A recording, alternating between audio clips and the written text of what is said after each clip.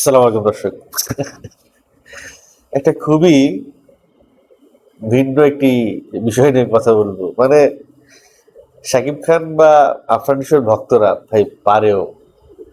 শুধু শাকিব খান আফরান নিশোর ভক্ত না, যেকোনো নায়কের ভক্তরা, বিশেষ করে নায়িকার ভক্তরাও, এরা অনেক কিছু পারে। ভক্তরা অনেক কিছু করতে পারে। আচ্ছা, কেন আজকের এই টপিক নিয়ে কথা বলছি সেইটা বলার আগে চলেন একটা ভিডিও দেখে আসি। আপনারা এটা দেখলেই বুঝতে পারবেন। একটু চলেন আপনার সাথে আমিও দেখি। দেখেন, মানে যখন একজন মানুষের সাথে ঘটে যায় সেই পেইন গুলো, সেটা আমরা ভাইয়ের সাথে শুধু আর মানে আফরান নিশোর একটা ফেক আইডি থেকে এটা নেওয়া। সেগুলো আমরা বুঝতে পারি। আমরা আসলে এভাবে কথা বলতে পারি। বুঝতে পারছেন? এটা আফরান নিশোর একটা প্রেস কনফারেন্স থেকে নেয়া, কিন্তু সেটার সঙ্গে আফরান নিশো আর শাকিব খানের একটা ছবি যুক্ত করেছে, যেটা শাহরিয়ার শাকিল আফরান নিশো শাকিব খানকে একসঙ্গে করে একটা মিটিং করেছিল, দেখা করেছিল শাকিব খানের অফিসে, তখন ছবিটা তুলেছিল। আর সম্প্রতিকালে শাকিব খানের সঙ্গে কিছু জিনিস ঘটে যায়, বিশেষ করে নায়িকার কোমরে হাত, তাসনিয়া ফারিনের বাহুতে হাত, প্রিন্সের ডিজাস্টার, এই সমস্ত বিষয়গুলোকে একটা হলুদ সাংবাদিকতা বলে রসিকতা করে এই ভিডিওটা করা। এবং এই প্ল্যানটা কার মাথায় আসলো? দেখেন, একজন ভক্ত, তো সেও তো একজন ভক্ত, সে আফরান নিশোর ভক্ত অবশ্যই, কারণ আফরান নিশোর আইডি ব্যবহার করে, ফেক আইডি অবভিয়াসলি, কারণ আমি প্রোফাইল পিকচারটা দেখে আমার কাছে মনে হইলো যে এটা তো আফরান নিশোর আইডির প্রোফাইল পিকচার। ভেতরে গিয়ে দেখি এটার 11,000 ফলোয়ার, তার মানে হচ্ছে কি এটা ফেক আইডি। এবং ফেক আইডি থেকে এইরকম একটা পোস্ট করেছে, আবার সেখানে লিখেছে শাকিব খান দেশের সম্পদ, হলুদ মিডিয়ার নোংরামি বন্ধ করা হোক, নোংরা মূর্খতা নিপাত যাক। এখন মানে কোন জায়গায় খেলছে একটু চিন্তা করে দেখেন। কেউ যদি বলে যে এটা ওরা দুষ্টামি করে বলছে, তখন ওরা বলবো যে কেন, আমরা তো সিরিয়াসলি বলছি রে ভাই। কারণ শাকিব খানকে নিয়ে এরকম নোংরামি হচ্ছে, এই ব্যাপারটা আমরা মাইনে নিতে পারি নাই। আমরা আফরান নিশোর ভক্তরা মনে করি যে শাকিব খান আফরান নিশোর ভাই, এবং আফরান নিশোর ভিডিও ফুটেজ থেকে আমরা ওই ভাই রিলেটেড একটা বক্তব্য তুলে ধরেছি, এবং সেটার সঙ্গে শাকিব খানের বিষয়টা তুলে একটা পোস্ট দিয়েছি যে আমরাও এটার সঙ্গে, এই দাবির সঙ্গে একাত্মতা বোধ করছি যে শাকিব খানের সঙ্গে যেটা হচ্ছে সেটা হলুদ সাংবাদিকতা। এইটা একটা চিন্তা ভাবনা হতে পারে। আর একটা চিন্তা ভাবনা হতে পারে যে এত খুশি হয়েছে তারা শাকিব খানের ব্যাপারে, এই জিনিসগুলো হচ্ছে, এইগুলো ঘটাতে আফরান নিশোর ভক্তরা যে এত খুশি হয়েছে যে তারা এই ধরনের একটা পোস্ট করেছে। ওরা আবার একটু চিকন মাথার বুদ্ধি রাখে, চিকন বুদ্ধি রাখে। আমি একটু, এটা বলতে অসুবিধা নাই, শাকিব খানের ভক্তরা হচ্ছে একটু মোটা মাথার ভক্ত, মোটা মাথা, ওদের বুদ্ধিটা মোটা। আর আফরান নিশোর ভক্তরা একটু চিকন বুদ্ধি দিয়ে খেলে, কারণ ওদের ক্লাস ডিফারেন্ট। ক্লাস বলতে সব ক্লাসের দর্শক আছে, সব নায়ক নায়িকার, তার বেশিরভাগ যে দর্শক, সেই দর্শকগুলো এডুকেশনালি একটু দুর্বল শাকিব খানের।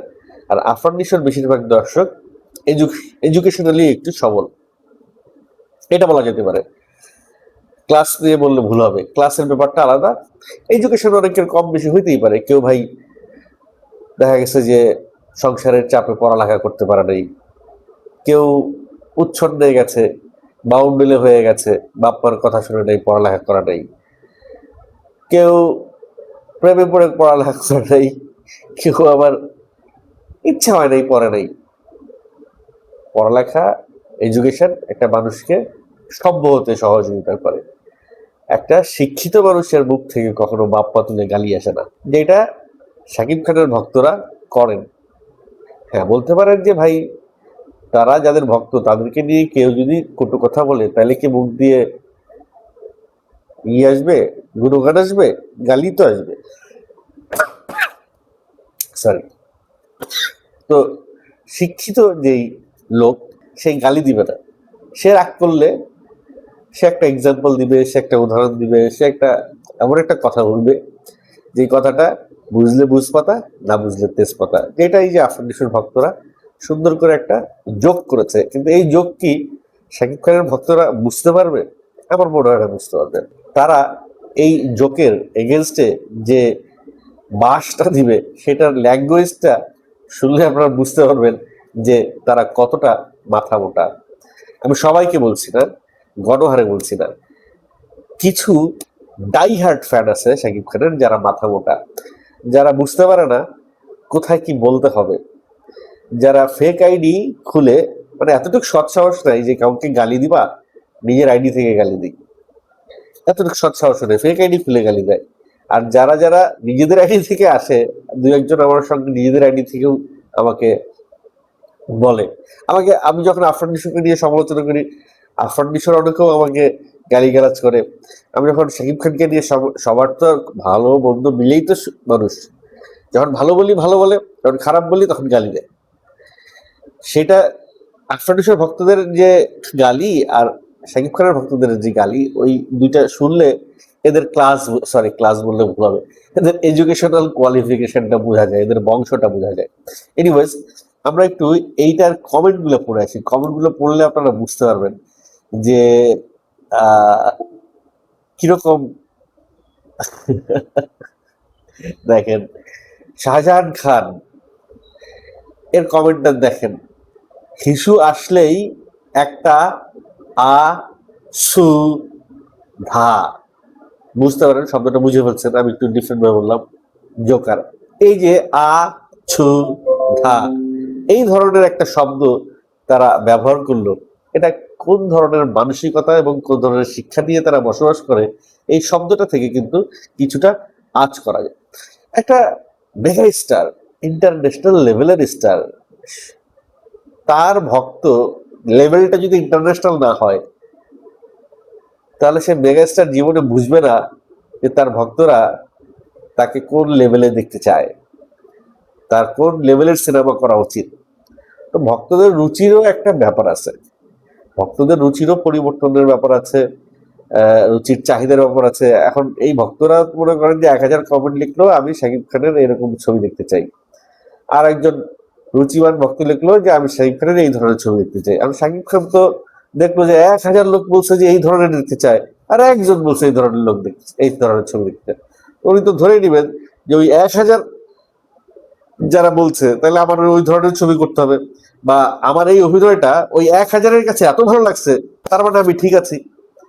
ওই যে একজন যে বলছে যে শাকিব খানের এই বিষয়টা ঠিক নাই, এটা ঠিক করতে হবে, ওইটা শাকিব খান রিসিভ করবে না। তো এইটা হচ্ছে গিয়ে ভক্তদের দ্বারা শাকিব খান প্রতারিত হচ্ছে যেভাবে, এটাও একটা প্রতারণা।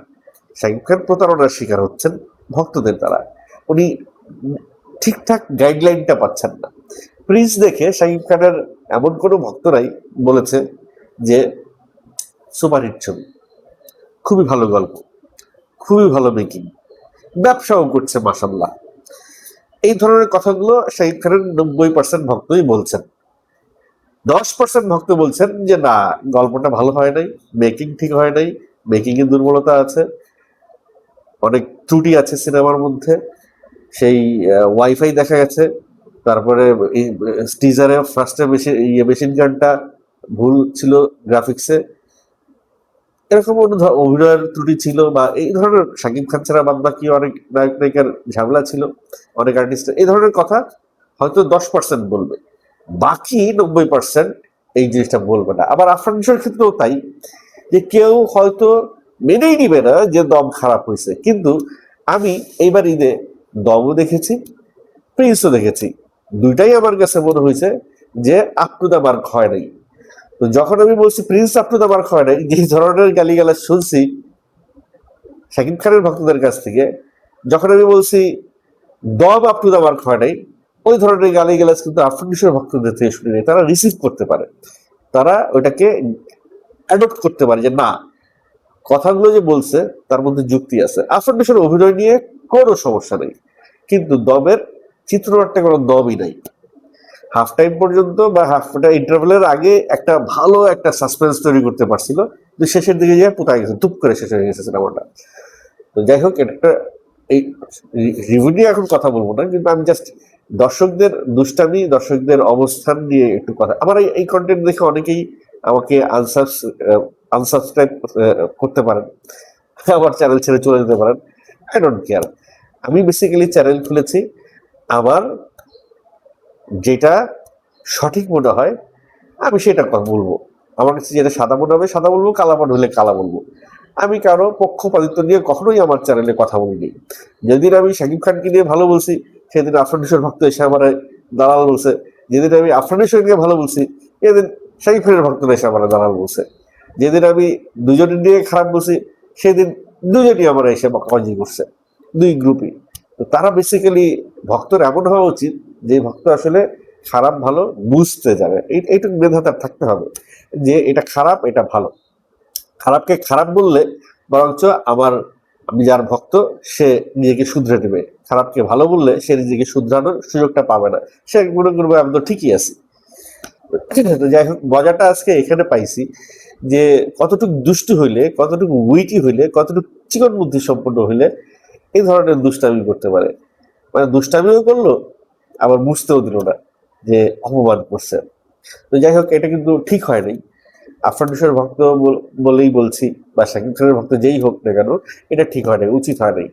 এই ধরনের দুষ্টামিও করা উচিত না। আপনি আফরান নিশোর ভক্ত, আপনি আফরান নিশোরকে নিয়ে থাকেন, আপনি শাকিব খানের ভক্ত, আপনি শাকিব খানকে নিয়ে থাকেন। আমরা কেউ একে অন্যকে খোঁচা মারবেন না, একে অন্যকে গালিগালাজ করবো না। ভাই, দুজনই আমাদের দেশের সম্পদ। আফরান নিশো এই দেশের সম্পদ, শাকিব খানও এই দেশের সম্পদ।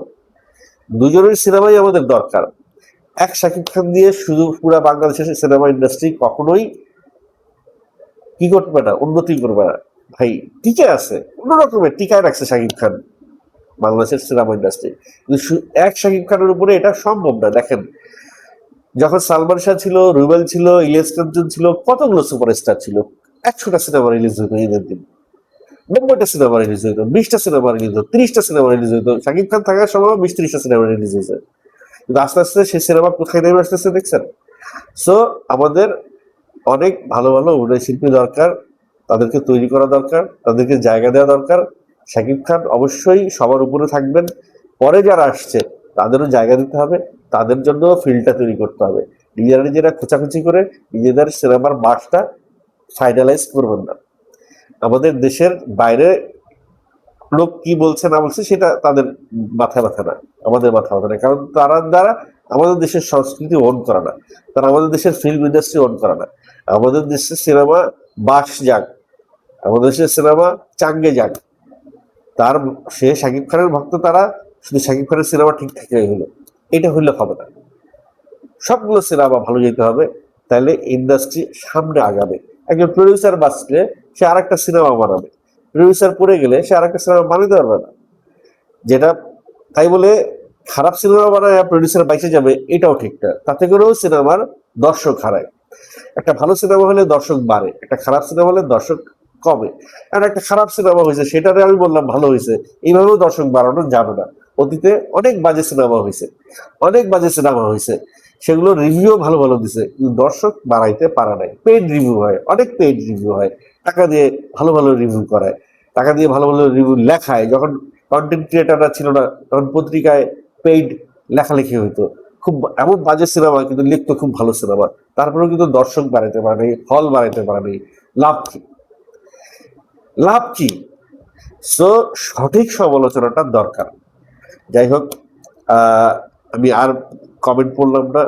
আহ, আমি একটা কমেন্ট, শাকিব খানের দর্শকের একটা কমেন্ট যেহেতু পড়ছে, আপনার একটা কমেন্ট পড়ে দেখাই তারা কিভাবে রিপ্লাই দেয়। দেখেন এখানে আফরান নিশোর ভক্তদের একটা কমেন্ট নাই, এখানে আফরান নিশোর ভক্তরা দেখি যে এরকম একটা কমেন্ট করে নাই। তারপর আমি চেষ্টা করছি দেখি আর কোনো কমেন্ট, অন্য কমেন্ট গুলো একটু দেখি। এখানে এই যে আবু জাফর, যে আফরান নিশোর ভক্ত, তার কমেন্টটা দেখেন। এখানে কার কথা বলছে ভাই? কোনো ভাই, ভাই কোন ভাইয়ের কথা বলছে?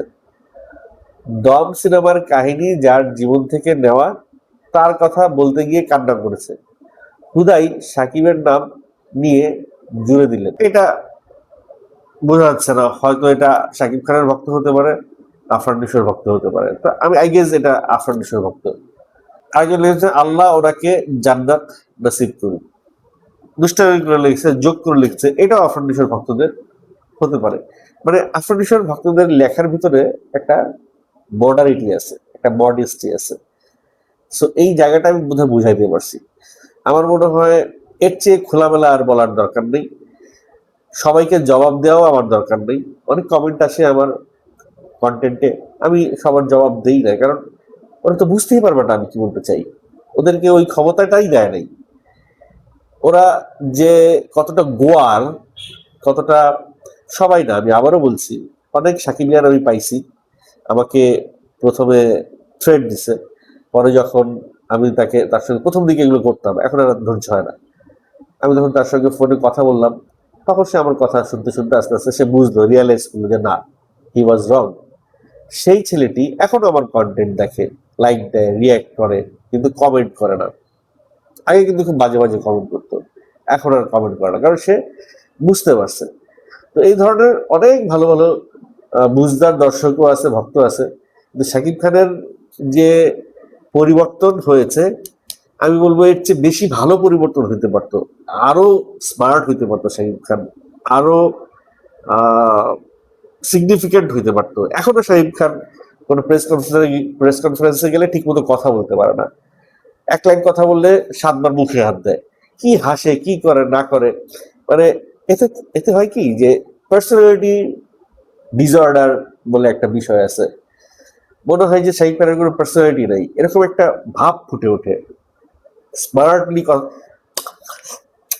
মানে হা করবে, কি করবে না করবে, একটা জায়গায় কথা কথা সে বলে, খুব ভালো কথাই বলে, কিন্তু এই যে দুই একটা অ্যাটিচিউড, মানে খুবই মেকি মনে হয়, খুবই স্টেকি মনে হয়। এই জায়গাগুলো শাকিব খানের চেঞ্জ করা উচিত। কিভাবে অ্যাড্রেস করবে সাংবাদিকদের বা অডিয়েন্সকে, এই বিষয়টা নিয়ে শাকিব খান কিছু ক্লাস নিতে পারে। অনলাইনে প্রচুর ক্লাস আছে, এগুলো সে দেখতে পারে। যদি শাকিব খান আমার এই ভিডিওটা দেখে, যদি আমার এই পার্টটুকুও কেউ পারেন, কেটে শাকিব খানের কাছে একটু পাঠাই দিন, যে অডিয়েন্সকে বা প্রেস মিটে কিভাবে দর্শককে অ্যাড্রেস করবে, কিভাবে কথা বলবে ফ্লুয়েন্টলি, কি কি কৌশল অবলম্বন করবে, এই বিষয়গুলো নিয়ে শাকিব খান একটু স্টাডি করতে পারে। আপনারা দেখবেন একটু ধরেন কাঙ্গনা রানাওয়াত বলেন, শাহরুখ খান বলেন, বা অনেক বড় বড় শিল্পী আছে ভারতের, যারা শুরুর দিকে এত বিদঘুটে ইন্টারভিউ দিত, এত আনস্টাইলিশ ইন্টারভিউ দিত, এত ক্যাজুয়াল ইন্টারভিউ দিত, কিন্তু তাদের এই ইন্টারভিউ আপনারা 10 বছর পরে যায় দেখেন, 10 বছর পরে কাজলের ইন্টারভিউ দেখেন, আর 10 বছর আগের কাজলের ইন্টারভিউ দেখেন, 10 বছর পরের এখনকার কাঙ্গনা রানাওয়াতের ইন্টারভিউ দেখেন, আর 10 বছর আগের কাঙ্গনা রানাওয়াতের ইন্টারভিউ দেখেন।